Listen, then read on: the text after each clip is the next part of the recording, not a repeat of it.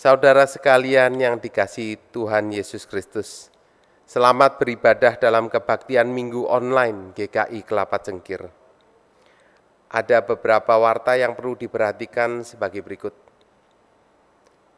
Penerimaan anggota, bila tidak ada keberatan yang sah dari anggota SIDI, maka dalam kebaktian Minggu tanggal 15 November 2020 yang dilayani oleh Pendeta Winner Pananjaya, akan dilaksanakan penerimaan anggota atas diri Saudari Sharon Elvire dan Saudari Tiffany Intan Sutantyo. Dari Baptisan Kudus Anak, pelayanan sakramen Baptisan Kudus Anak akan dilaksanakan dalam kebaktian Natal tanggal 25 Desember 2020. Bagi orang tua yang akan membaptiskan anaknya, dapat mengajukan permohonan dengan mengisi formulir yang bisa diminta dengan menghubungi Sekretariat Gereja dengan nomor telepon 021 450 8536 atau melalui email gkicengkir@gmail.com.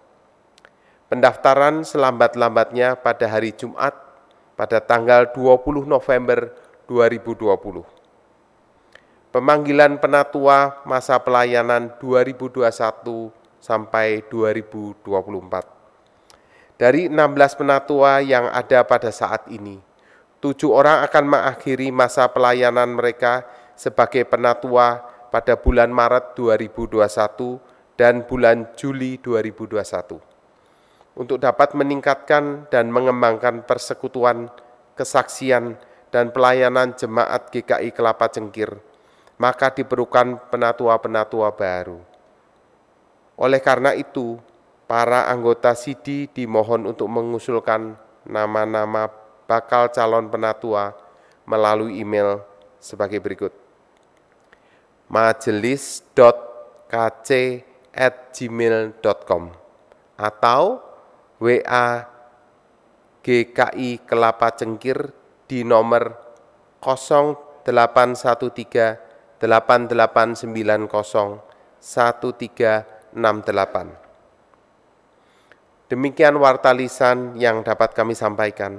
Kami sangat mengharapkan saudara sekalian dapat turut serta di dalam kegiatan yang dapat dibaca pada warta jemaat. Kebaktian bulan keluarga hari ini, Minggu 25 Oktober 2020, dilayani oleh Pendeta Winner Pananjaya dengan tema Keluarga yang Memahami Firman. 8. Demikian warta lisan yang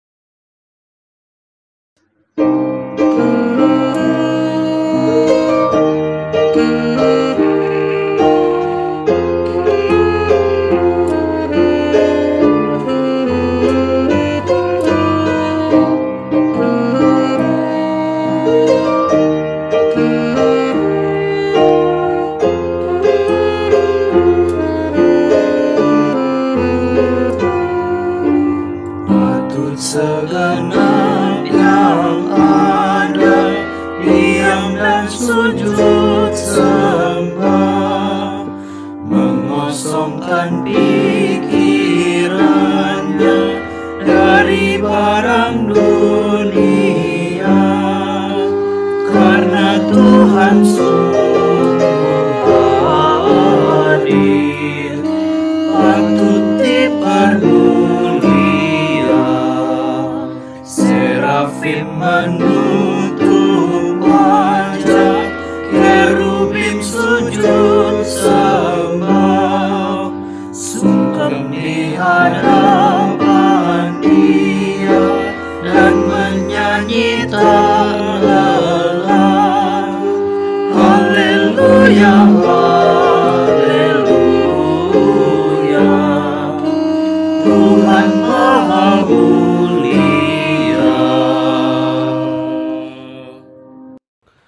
Pertolongan kita adalah di dalam nama Tuhan yang menjadikan langit dan bumi.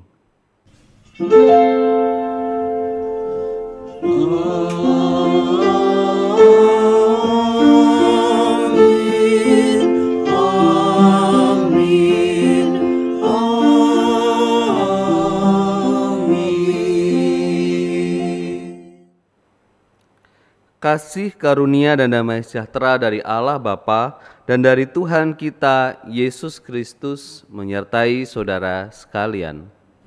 Dan menyertai saudara juga.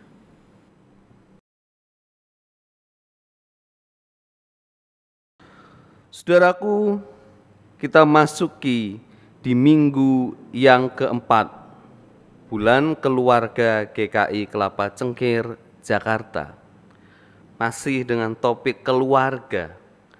Keluarga yang memahami firman. Bagaimana dalam kehidupan keluarga kita, firman yang kita dengar, kita mengerti, kita pahami, dan tentu kita lakukan dalam kehidupan keluarga kita. Sejauh apa firman Tuhan itu menjadi bagian inti dari keluarga kita. Nas pembuka Mazmur 1 ayat yang pertama hingga yang kedua. Berbahagialah orang yang tidak berjalan menurut nasihat orang fasik, yang tidak berdiri di jalan orang berdosa, dan yang tidak duduk dalam kumpulan pencemooh, tetapi yang kesukaannya ialah Taurat Tuhan, dan yang merenungkan Taurat itu siang dan malam. Mari saat ini dengan kerendahan hati kita mengakui dosa dan kesalahan kita di hadapan Tuhan. Mari kita berdoa. Ya Bapa, seringkali di dalam kehidupan kami berkeluarga, kami mengabaikan firman-Mu, sehingga kami lebih mementingkan diri kami masing-masing. Bahkan kami mulai mengabaikan setiap kehidupan anggota keluarga kami sendiri. Kami sibuk dengan pekerjaan kami sibuk dengan segala aktivitas kami, dan bahkan kami perlahan-lahan tidak mengenal apa yang dilakukan oleh anggota keluarga kami sendiri. Mari kita akui di hadapan Tuhan setiap kecuekan yang kita lakukan, ketidakpedulian di tengah-tengah kehidupan kita berkeluarga. Mari kita akui secara pribadi.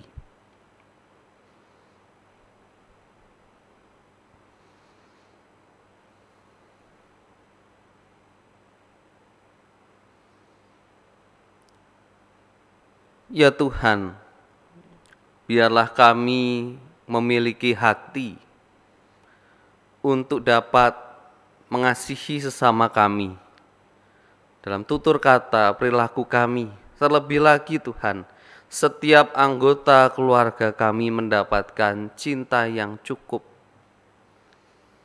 Engkau yang menuntun kami, supaya jangan sampai Tuhan, keluarga kami tersakiti, dikecewakan oleh kami sendiri, orang terdekat. Kami bersyukur buat setiap anugerah pengampunan, dan betapa berharganya kesempatan untuk mengakui dosa kami pada saat ini. Terima kasih ya Tuhan. Di dalam nama Tuhan Yesus Kristus kami berdoa. Amin.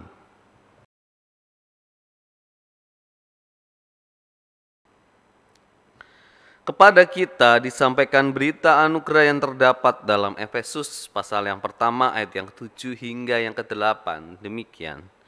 Sebab di dalam Dia dan oleh darahnya kita beroleh penebusan, yaitu pengampunan dosa, menurut kekayaan kasih karunia-Nya yang dilimpahkannya kepada kita dalam segala hikmat dan pengertian. Demikianlah berita anugerah dari Tuhan. Syukur kepada Allah.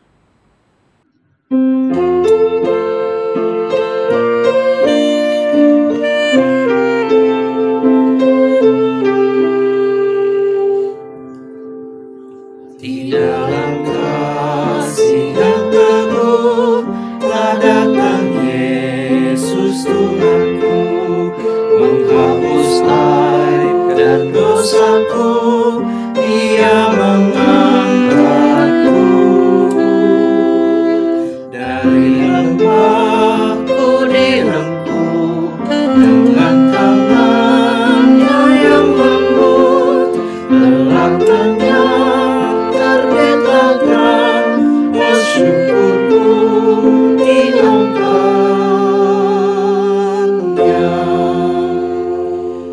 Suaranya telah ku dengar, memanggil aku yang cemar. Meskipun dosaku besar, Ia mengangkatku. Dari lembahku direngkuh dengan tangannya yang lembut, gelap lenyap terbitlah terang, bersyukurku diangkatnya.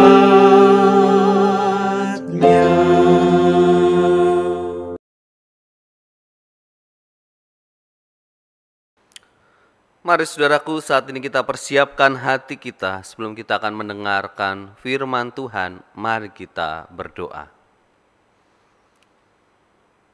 Bapa, bersabdalah bagi kami saat ini. Kami rindu Tuhan, firman-Mu menjadi kekuatan, menjadi pondasi yang teguh di dalam kehidupan kami, terlebih di tengah-tengah pandemi ini ya Bapa. Biarlah firman Tuhan mempersatukan, biarlah firman Tuhan memperkuat cinta kasih kami satu dengan yang lain, yang menjaga keutuhan keluarga kami. Roh Kudus, kiranya Engkau yang menuntun kami, supaya setiap firman yang kami dengar tidak berlalu, bukan sekedar hafalan, namun menjadi hikmat bagi kehidupan kami, dan kami lakukan, kami praktekkan dalam kehidupan kami.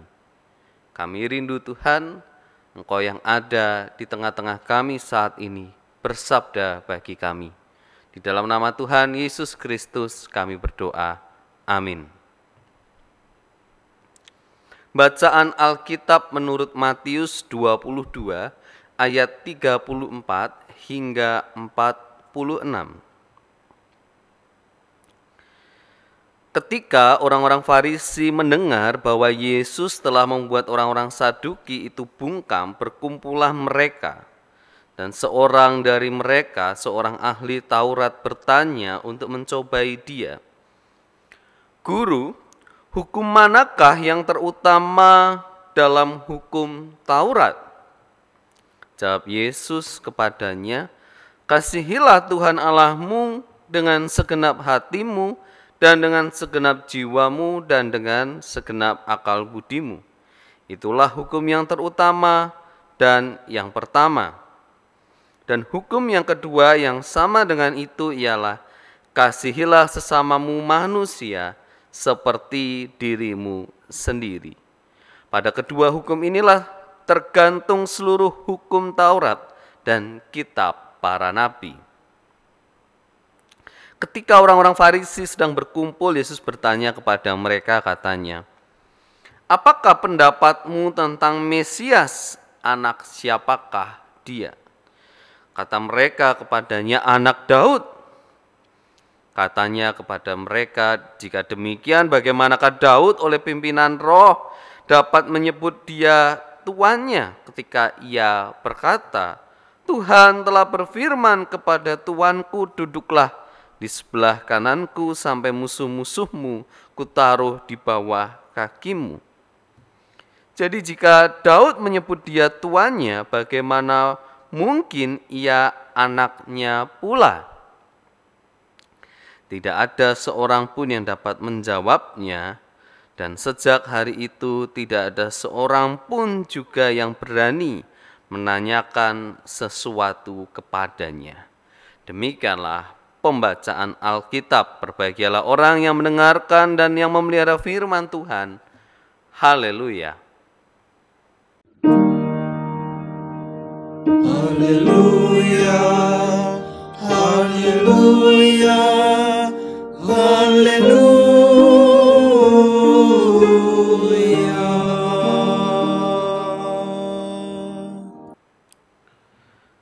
Saudara-saudara, menghafal adalah bagian dari kehidupan kita. Kalau kita perhatikan, saudaraku, dari sejak dini kita sudah dibiasakan menghafal. Belakangan anak saya mulai menghafal angka 1, 2, 3, 4, 5. Dia sudah sampai 10, kalau suruh melanjutkan sampai 20 mulai terbata-bata. Demikian juga dengan huruf A, B, C, D hingga Z. Kita dibiasakan untuk menghafal, memulai pendidikan dengan cara menghafal. Saya ingat betul bagaimana papa saya membawa kemoceng, saya suruh duduk di atas meja, saudara-saudara, lalu disuruh menghafal perkalian, 1 kali 1 hingga 10 kali 10. Apakah itu berfaedah? Menurut saya sampai hari ini masih berfaedah. Saya berterima kasih dengan papa saya yang begitu keras mengajar perkalian pada waktu itu supaya saya hafal. Dan memang berguna bagi kehidupan. Memang tidak bisa dipungkiri bahwa yang namanya menghafal menjadi bagian kita mengedukasi anak-anak kita. Dimulai dari menghafal. Menghafal segala sesuatu yang ada. Bahkan mungkin di dalam pendidikan iman Kristen kita juga memulai dengan menghafal. Menghafal Bapa kami, menghafal 10 hukum Allah, dan seterusnya, hafalan-hafalan yang ada. Bahkan saat mempelai wanita dan juga pria datang untuk diteguhkan dan diberkati pernikahannya, mereka sebelumnya mengucapkan janji pernikahan terlebih dahulu, dan kalau dicengkir itu wajib dihafal supaya bagus di kamera, saudara-saudara. Saudaraku, rasa-rasanya menghafal sering dan menjadi salah satu metode yang dipakai, apalagi di Indonesia ya. Berapa banyak mata pelajaran rumus yang harus dihafal seorang anak sekolah, mahasiswa untuk menyerap ilmu. Namun apakah menghafal itu efektif bagi kehidupan kita? Orang-orang Yahudi, orang-orang Israel juga menggunakan metode menghafal. Bahkan cara menghafalnya menurut saya lebih daripada orang Indonesia, Bapak Ibu.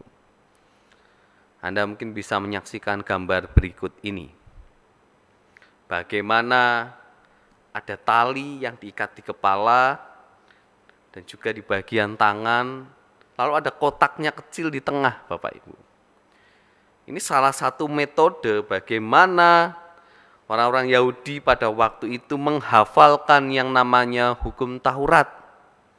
Ada 613 hukum Taurat yang mereka harus hafalkan di sepanjang kehidupannya. Maka di dalam setiap kesempatan, di setiap sela-sela waktu mereka naik bus, waktu mereka menunggu sesuatu, mereka bisa mengambil hafalan itu lalu dihafalkan. Dan saudara-saudara, satu hal yang paling harus dihafalkan oleh orang-orang Yahudi pada zamannya disebut dengan Shema atau Shema Israel, kita kenalnya. Dan ini menarik saudaraku, karena Yesus menjawab pertanyaan orang-orang Farisi pada waktu itu justru menggunakan Shema yang sudah biasa didengarkan oleh orang-orang Yahudi. Saudaraku, pada waktu itu situasinya perdebatan antara Yesus dengan ahli-ahli Taurat, orang-orang Farisi, orang-orang Saduki itu makin meruncing. Hingga nanti kita melihat bagaimana kisahnya mereka berkonspirasi untuk membunuh Yesus karena kebencian, karena ketidaksukaannya. Perdebatan ini begitu panjang. Dan Matius 22 ayat 34 hingga 46 adalah bagian dari perdebatan itu, saudaraku. Pada waktu itu orang-orang Farisi menanyakan apa hukum yang terutama dan yang paling utama di dalam hukum Taurat. Dan menariknya saudaraku, kalau kita membaca ayat 37 hingga 39 ini, banyak yang mengatakan bahwa oh tuh, Yesus itu menggantikan hukum Taurat dengan hukum kasih gitu ya. Kita mengenal ini sebagai hukum kasih dan kita merasa Yesus adalah penemu dari hukum kasih itu. Padahal saudara-saudara, Yesus bukanlah penemu.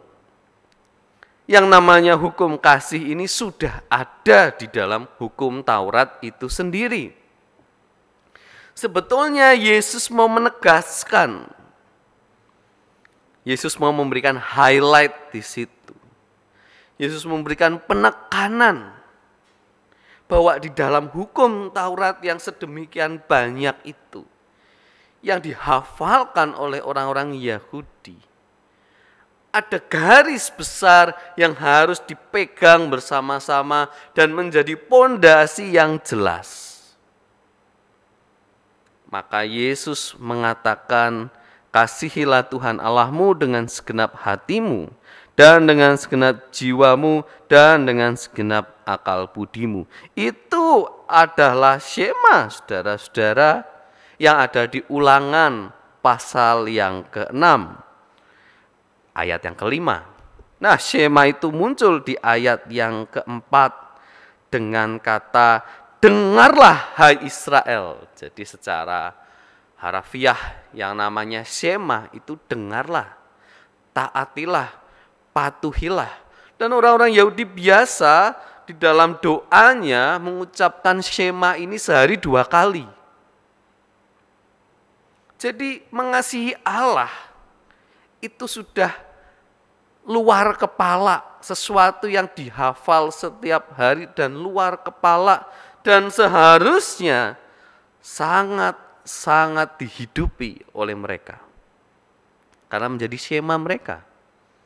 Mereka selalu terngiang-ngiang dengan ucapan ini, dengarlah hai Israel, kasihilah Tuhan Allahmu dengan segenap hatimu dan dengan segenap jiwamu dan dengan segenap kekuatanmu. Dan di sini saudaraku kita dapat melihat sebetulnya Yesus hanya mengeluarkan kembali apa yang menjadi esensi utama dari hukum Taurat itu. Dan yang pertama adalah kasihilah Tuhan Allahmu dengan segenap hati. Dan kita lihat selanjutnya Yesus mengutip juga di Imamat 18 ayat 19, saudara-saudara.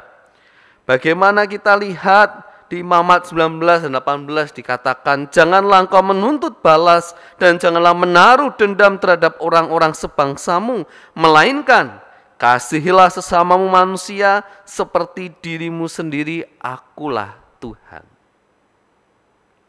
Sudah ada saudara-saudara, apa yang diucapkan Yesus bukanlah sesuatu yang baru, tapi ada. Ahli-ahli Taurat, orang-orang Farisi juga tahu bahwa itu menjadi bagian dari apa yang mereka hafalkan selama ini. Namun pada prakteknya, seringkali mereka justru mengabaikan 2 pondasi utama ini. Mereka lebih mementingkan dirinya sendiri, menyalahkan orang lain, merendahkan orang lain. Diskriminasi terjadi di tengah-tengah kehidupan sosial orang-orang Yahudi pada waktu itu.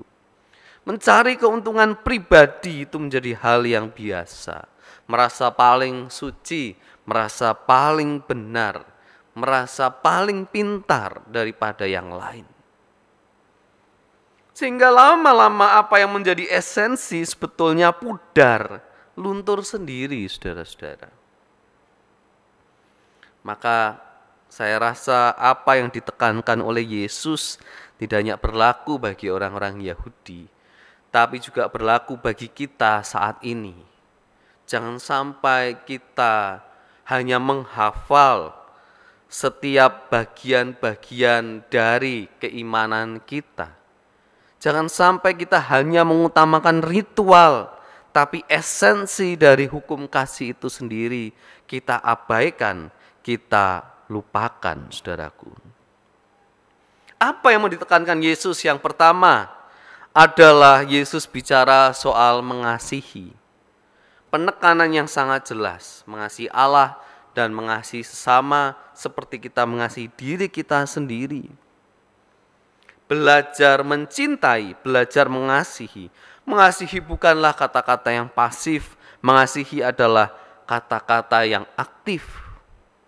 Action, penuh dengan tindakan, bukan hal yang abstrak.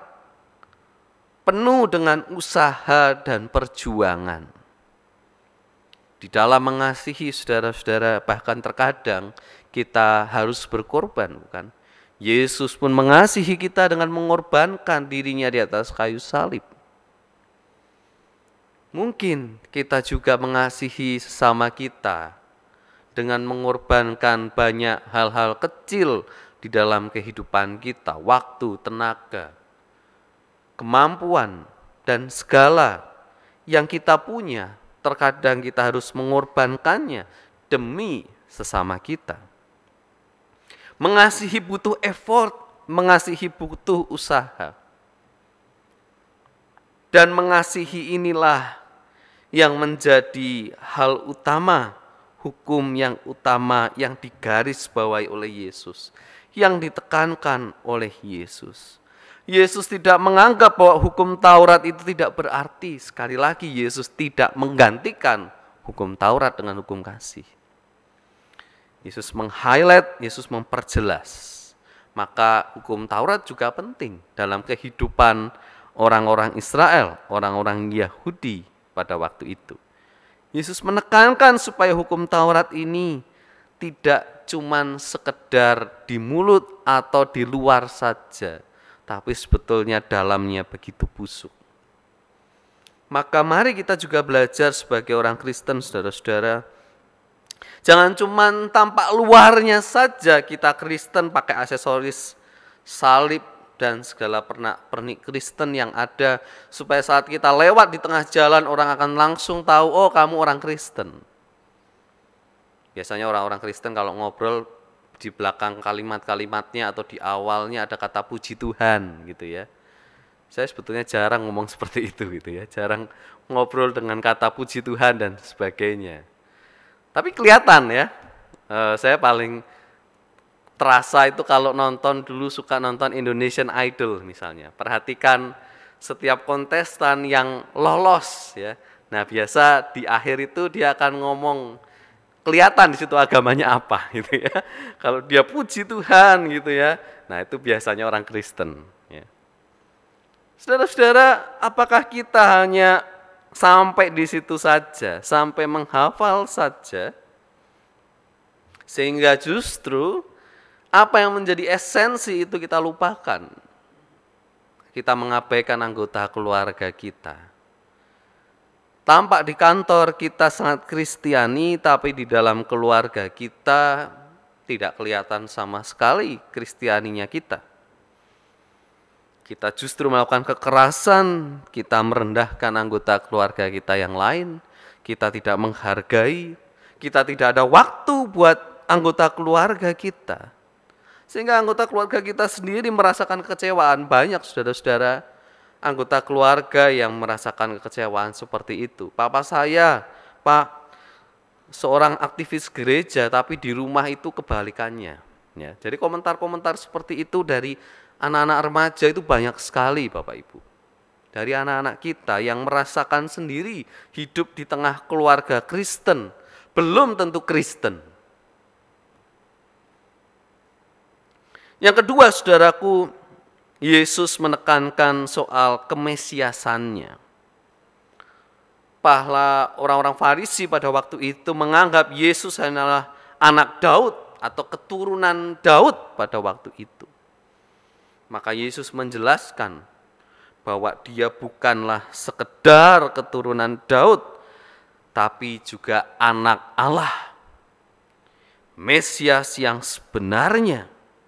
Namun nampaknya mereka tidak mempercayai hal itu, sehingga hal itu dianggap sebagai sebuah hujatan bagi orang-orang Farisi. Yesus itu menghujat Allah. Itulah yang akhirnya ditangkap oleh mereka. Bukan menerima kenyataan bahwa Yesus benar-benar anak Allah. Karena saudara-saudara memang mindset soal Mesias itu Mesias yang politik begitu kuat. Bagaimana Yesus yang mengalahkan gambaran Mesias yang mengalahkan orang Romawi. Mesias yang dengan banyaknya serdadu perang dan juga kekuatan power untuk menghancurkan penjajah Romawi, para penyembah berhala. Dan mereka tidak melihat sosok itu dalam diri Yesus sehingga mereka tidak mengakui bahwa Yesus adalah Mesias. Meskipun Yesus mengucapkan berulang kali, mengatakan, menunjukkan kemesiasannya bagi orang banyak, saudara-saudara. Satu hal yang juga penting di dalam edukasi keluarga kita, Bapak Ibu, adalah bagaimana kita mengajarkan kemesiasan Yesus di dalam keluarga kita, terlebih anak-anak kita. Apakah kita hanya menganggap Yesus adalah superpower, sama seperti anggota-anggota Avenger, Iron Man, Hulk, dan sebagainya, dengan kekuatan supernya? Ya, Yesus adalah tabib yang ajaib, punya kekuatan menyembuhkan segala sesuatu dan sebagainya. Tapi kita mengabaikan sisi-sisi yang lain daripada Yesus. Kita melupakan bahwa Yesus pada esensinya adalah Sang Juru Selamat yang menebus kita dari dosa dan maut. Mujizatnya kita kasih highlight lebih besar daripada karya keselamatannya di atas kayu salib. Hati-hati saudara-saudara, barangkali pemahaman kita sudah terbalik. Apalagi di era-era saat ini yang begitu instan, orang pengennya cepat. Orang pengennya juga kalau beriman kepada Yesus yang cepat-cepat aja.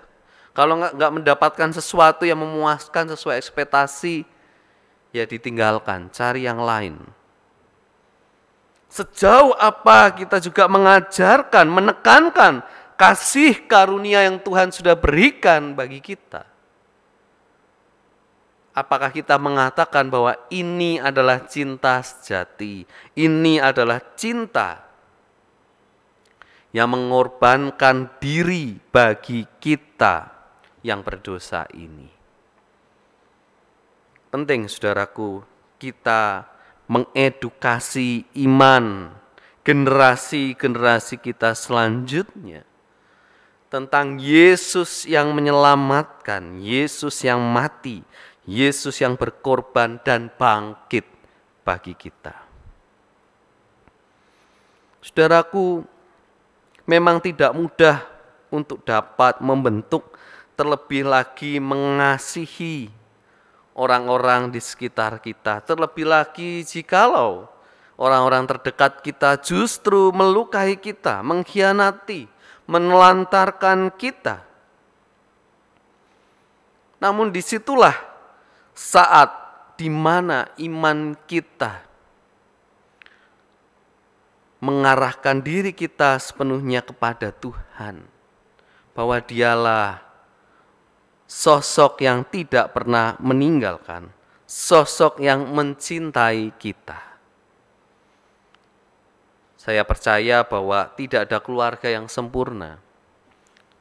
Banyak keluarga yang mengalami luka, banyak keluarga yang coba menutupi setiap luka-luka yang ada bahkan. Sejauh apa saudara-saudara kita mengarahkan diri kita kepada Tuhan dan membiarkan Tuhan juga menyentuh setiap kita, setiap pribadi kita. Karena mengasihi orang lain juga dimulai dari mengasihi diri sendiri. Self-love.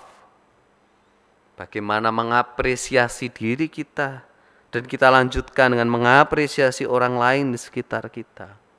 Bagaimana kita menghayati Tuhan yang sudah mengasihi kita dan kita mempraktekannya untuk mengasihi sesama. Biarlah itu yang menjadi esensi firman di tengah-tengah keluarga kita. Mungkin bulan keluarga ini akan segera berakhir, namun biarlah cinta kasih Tuhan dan cinta kasih di tengah-tengah keluarga kita tidak akan pernah berakhir. Tuhan memberkati kita semua. Amin.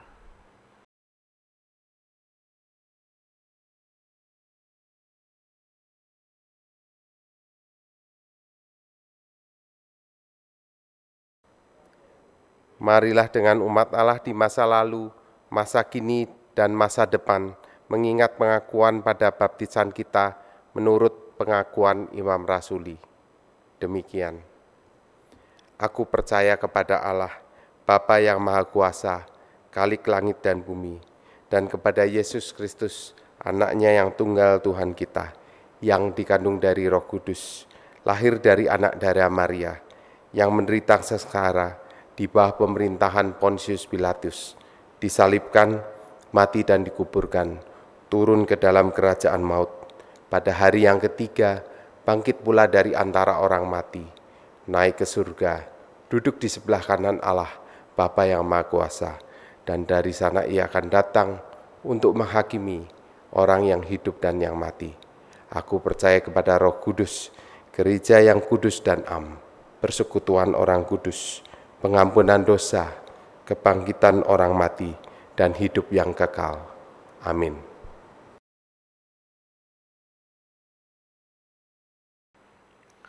Marilah saudaraku kita naikkan doa-doa syafaat kita. Mari kita berdoa. Ya Tuhan, saat ini kami bersatu hati. Biarlah Engkau juga pulihkan setiap keluarga-keluarga yang terluka, keluarga-keluarga yang mengalami kekecewaan. Engkau pulihkan Tuhan dengan cinta kasih-Mu. Dan biarlah Engkau terus menjaga dan memelihara setiap keluarga yang ada dengan cinta kasih-Mu yang begitu besar. Kami juga berdoa Tuhan di tengah-tengah pandemi ini. Kami sangat berharap supaya pandemi ini dapat segera berlalu.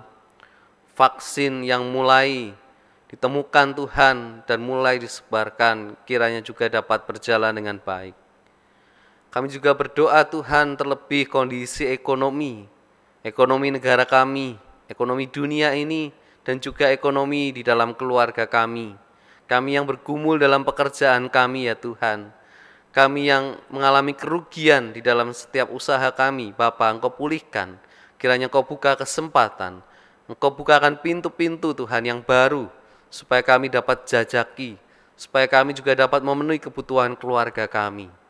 Kami juga berdoa bagi setiap kami yang sedang sakit, kami yang sedang berjuang Tuhan melawan penyakit kami. Kami berdoa bagi Bapak Kristianto, kakak dari Ibu Marlani Lugito, bagi Ibu Ningsih, bagi Ibu Samen, Ibunda dari Ibu Nur Naini, bagi Ibu Eliawati, bagi Ibu Sujarni, Ibunda dari Bapak Effendi Syamsuddin, dan Ibu Mertua dari Ibu Triana Sari Martono, dan juga Bapak Matius Raharjo. Dan setiap kami Tuhan, kiranya Kau juga lindungi dari COVID-19 yang ada.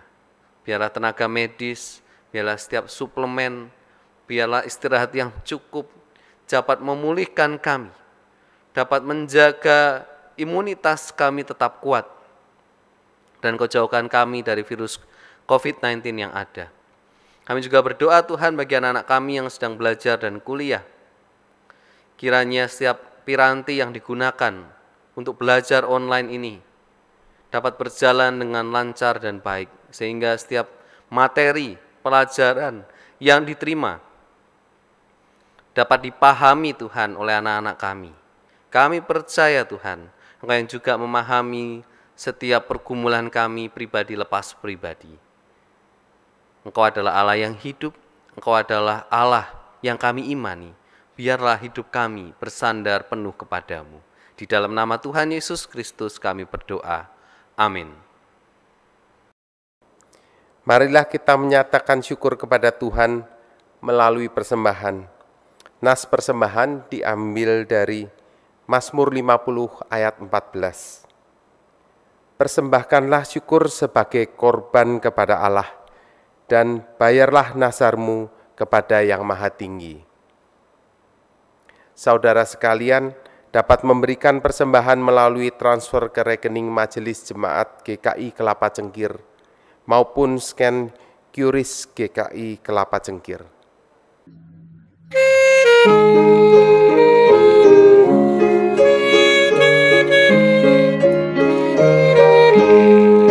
Syukur padamu ya Allah atas segala rahmat-Mu. Syukur atas kecukupan dari kasih-Mu penuh. Syukur atas pekerjaan walau tubuhku lemah. Syukur atas kasih sayang dari sanak dan teman. Syukur atas keluarga penuh kasih yang mesra. Syukur atas perhimpunan yang memberi sejahtera. Syukur atas kekuatan pada duka dan kesal. Syukur atas pengharapan kini dan selamanya.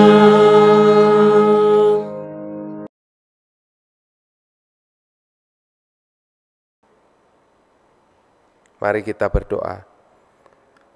Allah Bapa kami yang ada di dalam surga, kami ucap puji syukur terima kasih karena Kau telah pelihara kami sampai pada hari ini. Kami sekeluarga selalu dalam keadaan baik dan sehat. Pada hari ini, pada kesempatan ini, kami ingin mengucap puji syukur dengan melakukan persembahan kepadamu. Kiranya Kau mau terima persembahan ini agar dapat berguna bagi pelebaran kerajaan-Mu. Terima kasih ya Tuhan, ajar kami untuk selalu mempersembahkan dengan hati yang tulus, dengan hati yang gembira. Terima kasih ya Tuhan, kami serahkan doa ini hanya ke dalam tangan-Mu saja. Di dalam nama Tuhan Yesus Kristus, kami yang selalu bersyukur kepadamu. Amin.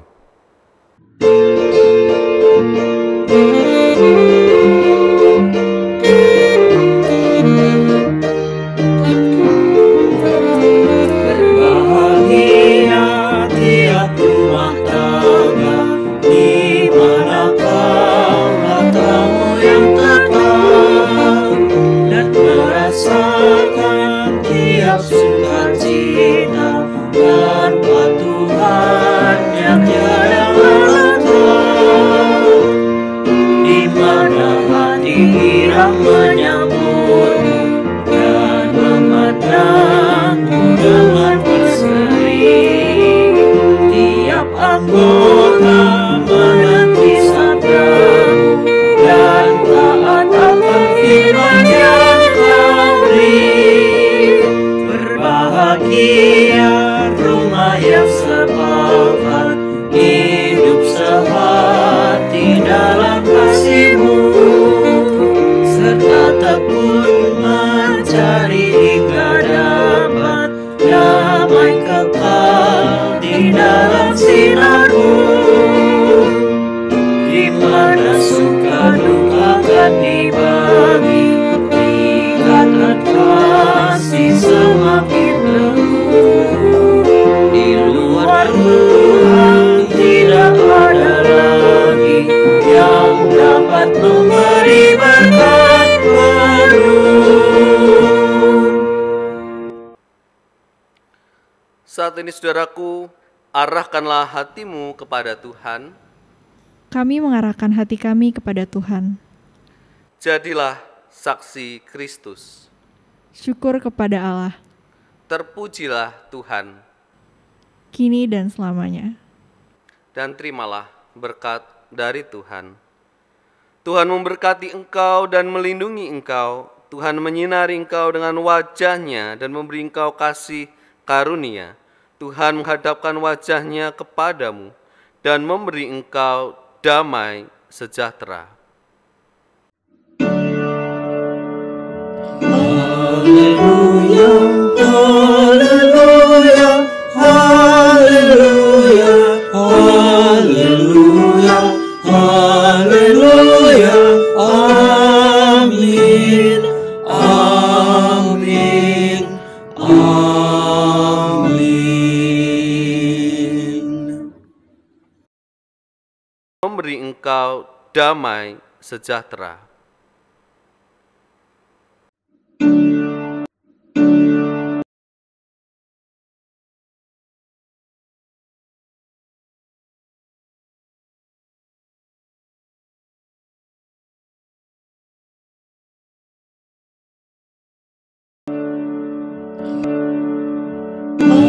Haleluya, haleluya, haleluya, haleluya.